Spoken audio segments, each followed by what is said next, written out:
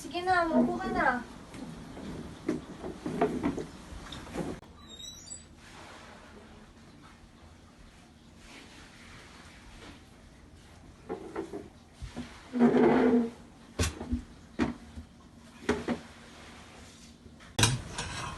Kamusta ang pag-aaral mo?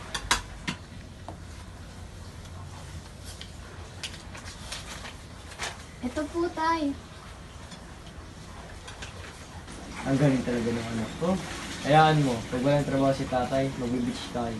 Yay! Thank you, tay. O siya, sige na, kumain na kayo at baka malate pa kayo.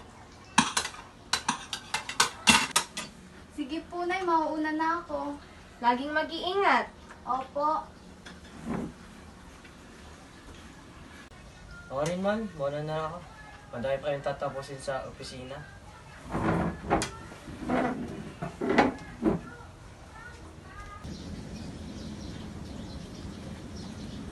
Sige man, muna na ako. Sige mahal, mag-iingat ka. Sige.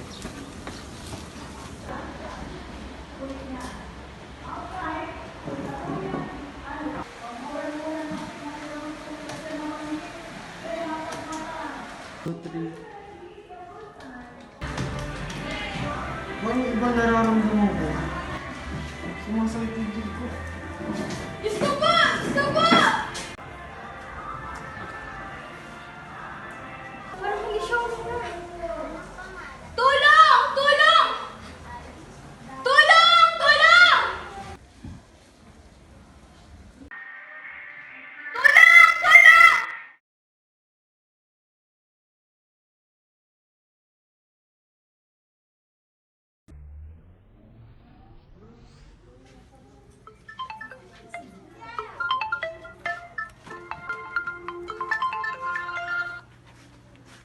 Hello, isinugod ko ang iyong asawa sa ospital. Ano? Saan hospital? Sa St. Jude Hospital.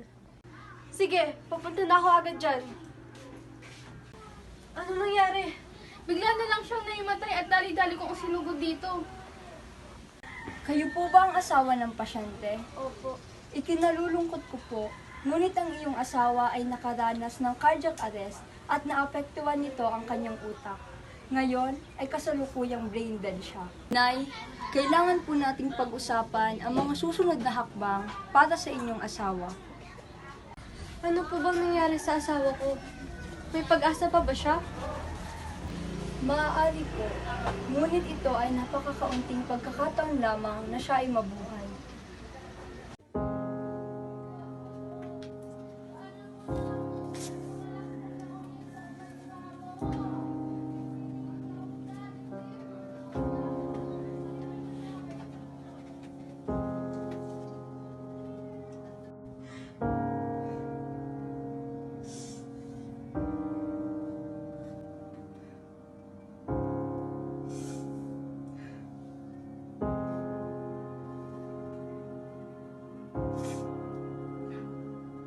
Mahal kita. Hindi ko kayang mawalay sa'yo.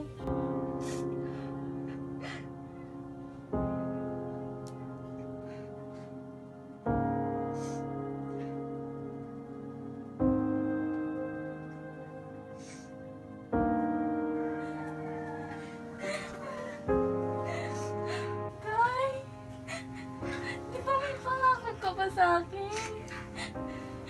Na magbe-beach pa tayo. Pero ba't ganun?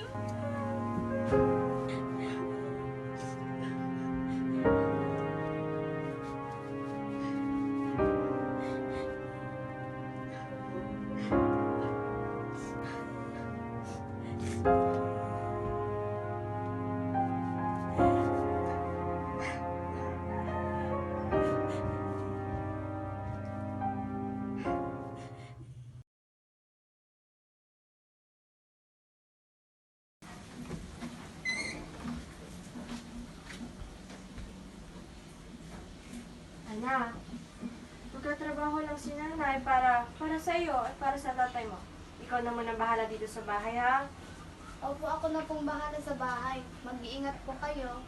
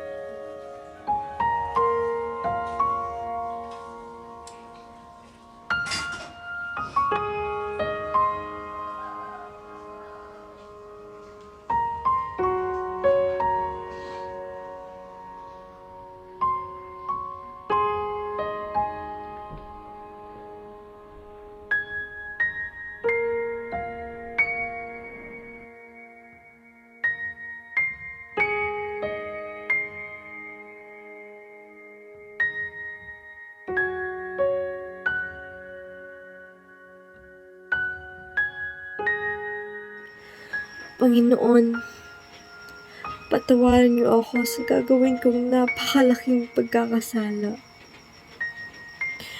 Alam kong kayo lamang ang may karapatan na magpasya sa buhay ng isang tao.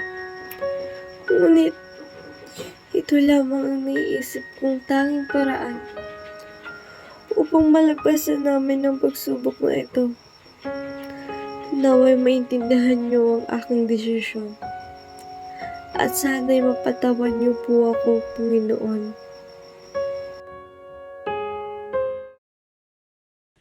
Dok, ano pong may tutulong ko sa inyo, Mrs.?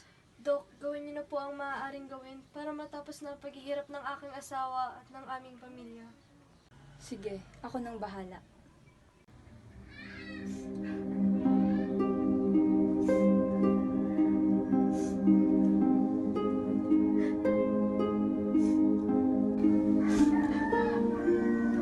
Mahal, patawarin mo ako sa desisyon na aking ginawa.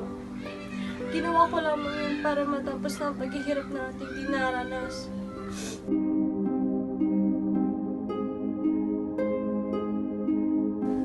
Mahal na mahal ka namin ng anak mo.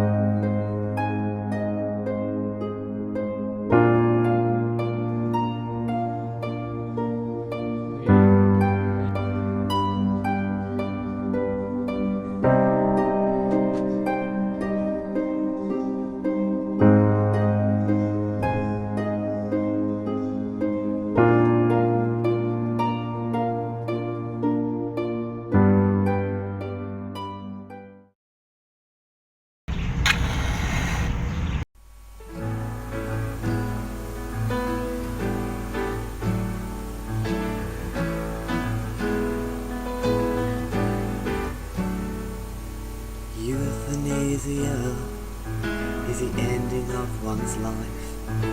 It can be voluntary, involuntary, or something else.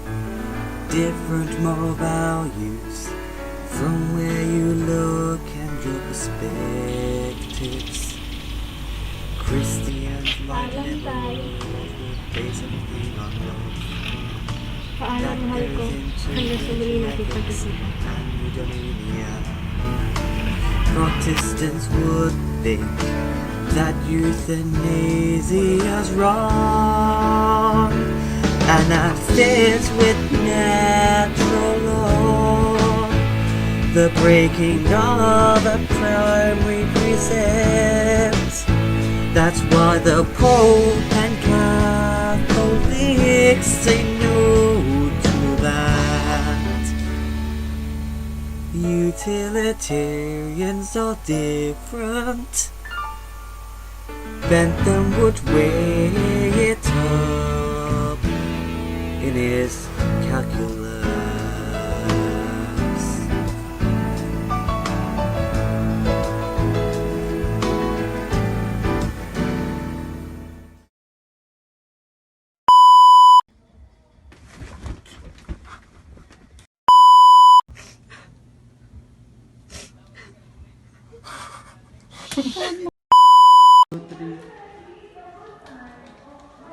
Parang ibang nararamdaman ko. Sumasakit dibdib ko.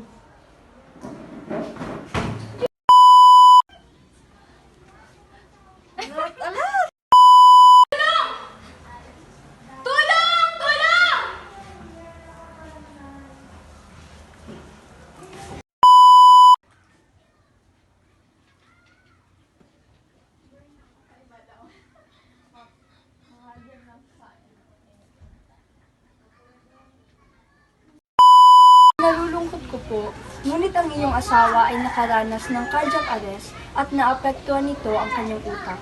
Ngayon ay kasalukuyang bedridden siya.